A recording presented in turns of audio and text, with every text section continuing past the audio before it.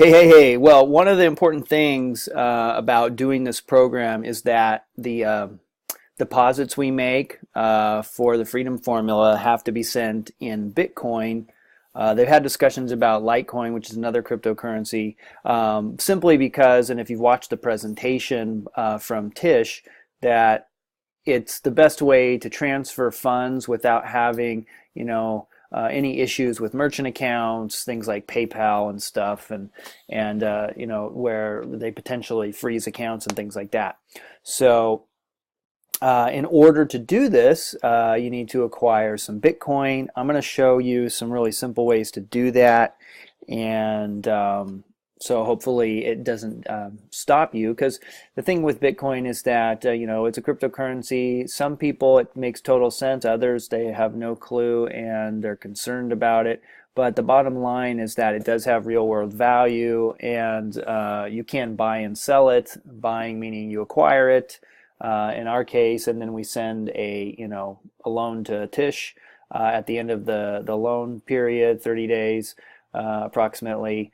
He sends us that principal back plus the interest. That's right, which is awesome. So you get everything back after those 30 days. And then at that point, you can be done and you can cash out, meaning you can sell your Bitcoin, or if you like to acquire Bitcoin, you can keep it, but you can sell it right back for, US dollars or whatever currency you want. And so anyways, let's continue. So there are many ways you can acquire and hold Bitcoin. And to keep this simple, I'm just going to share a few options. One, and the most easiest, is something called Coinbase. It's really popular in the US and around the world.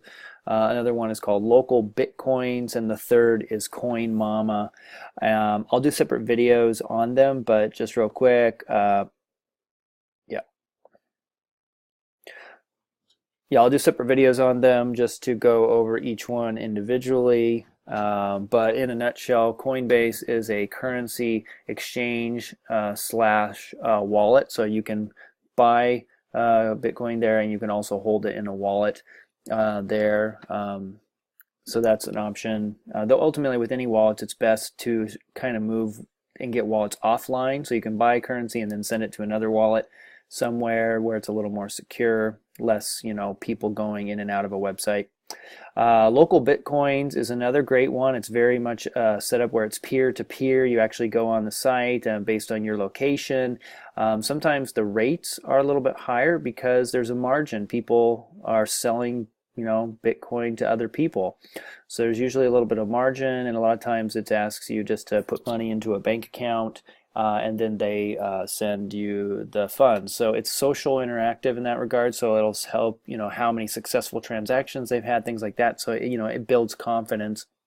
And a lot of people like that just because it's not as governed, it's not as tracked. If you want more anonymity, something with like Local Bitcoins is a great way, whereas things like Coinbase, they are completely, tied in to following, all. I mean, not that you shouldn't, but I'm just saying all the rules within the government, etc., and maybe share information. Three, CoinMama. I noticed for me it's not available in Washington State, but it's definitely available around, and it allows you to buy Bitcoin with credit card really easily. Coinbase does too, but much less, and I'll show you in an Endeavor video. And so CoinMama can let you do that. There'll be links below this video for each one of these locations, along with some short videos just going through the process. All right, so we continue on, and just realize that this is not that complicated, and you can do this. And once you have your loan going and you get it back and you're paid out and you get that interest, it's gonna be really exciting for you. And then of course you can sell off that Bitcoin and turn it right back into cash.